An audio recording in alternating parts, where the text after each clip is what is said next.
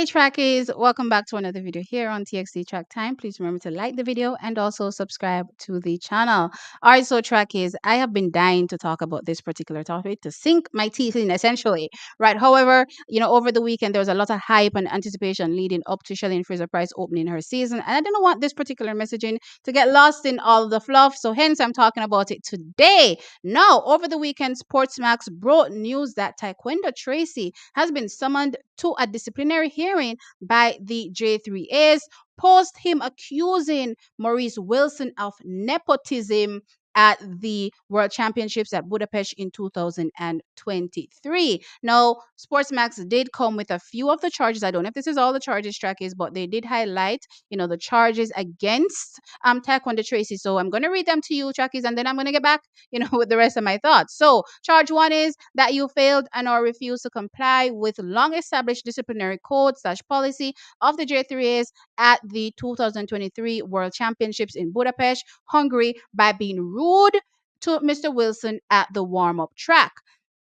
Charge two is that you failed and or refused to comply with the long established policy slash code of the J3As and without decorum, to wit, without good taste and decorum. You wrongfully accused Mr. Wilson of favoritism in his discretion to exclude you from participating and being a member of the 4x1 relay team at the 2023 World Championships in Budapest, Hungary. Now, I believe those are only two charges, and then they go on to explain what these long established disciplinary codes and policies are, which I won't lie, made me crack up when I read this. Now, track is J3S goes on to say, please note that references to long established disciplinary policies and codes do not necessarily refer to written codes and policies, but to the basic behavior instilled by parents, coaches at all levels, and coaches and administrators at the national level that allow for respect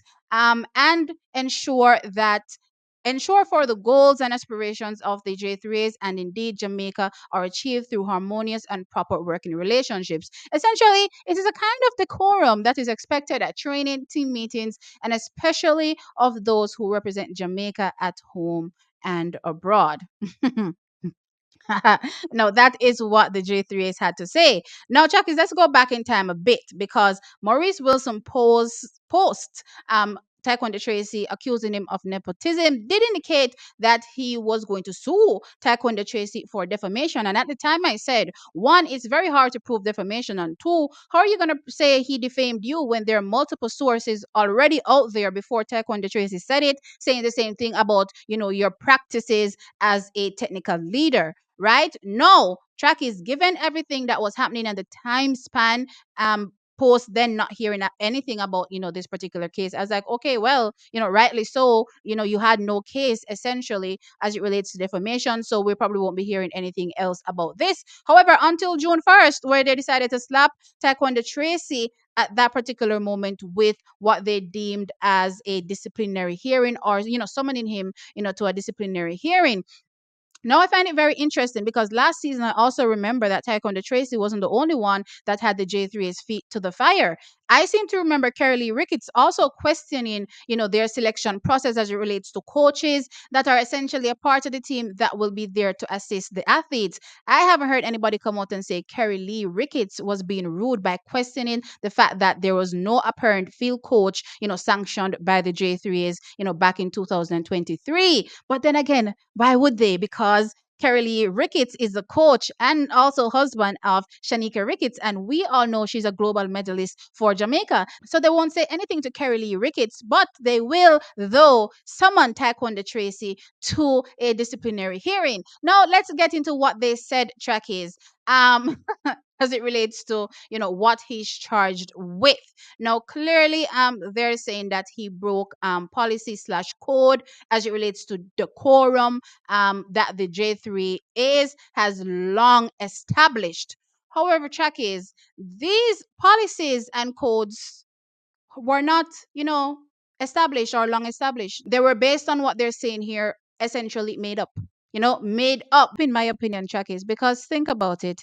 Based on what they're saying are these long established policies and codes that are not written. Sounds like some, customs slash traditions that we may have had in the, Triassic period at this particular point in time that doesn't, make sense in today's day, which is why, policies and codes, nowadays tend to be written, especially Jackie. Think about your workplace, right? Think about, that policy book that everybody had to read, which outlines, the codes, you know, to foster a great working relationship. Just think about, that policy, just remaining the same from the Draconian period or the Triassic period or whichever period, from way back when, and not being consistently updated to keep up with the times that we're currently living in, seeing as though most people nowadays no longer have the same customs slash traditions. So in my opinion, Trackies, this is thoroughly, made up. So in my opinion, Trackies, they, pretty much have no case here and just pretty much made something up.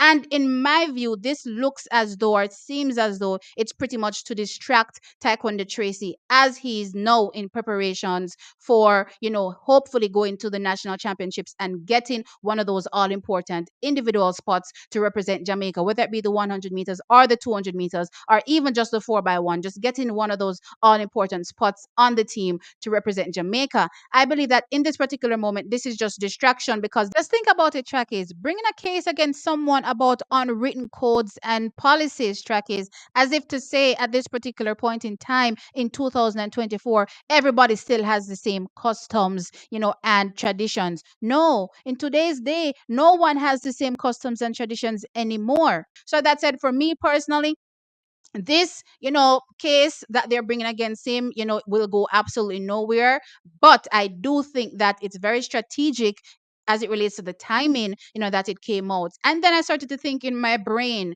I've always been questioning here, why is it that the J3 is seemingly not getting respect from, as the governing body of track and field? Why does it seem as though they don't get any respect from, whether it be athletes, coaches, just people that are part of the track and field for fraternity, in Jamaica? And then after seeing this track is, I said to myself, well, clearly this is why you get no respect, and clearly this is why no one wants to follow you, because at this particular point, being the governing body in track and field, for Jamaica, where is your integrity? If you're going to go this far to make something up just to distract somebody based on your timing, right? You're clearly trying to distract Taekwondo Tracy from his preparation, in my personal opinion. And then, Chuck, as I start to think that, are these people forgetting that one, this is a job, this is a livelihood for our athletes. So if you're willing to go this far to stop somebody from earning for themselves and their families, trackies, you cannot get any respect from anybody at all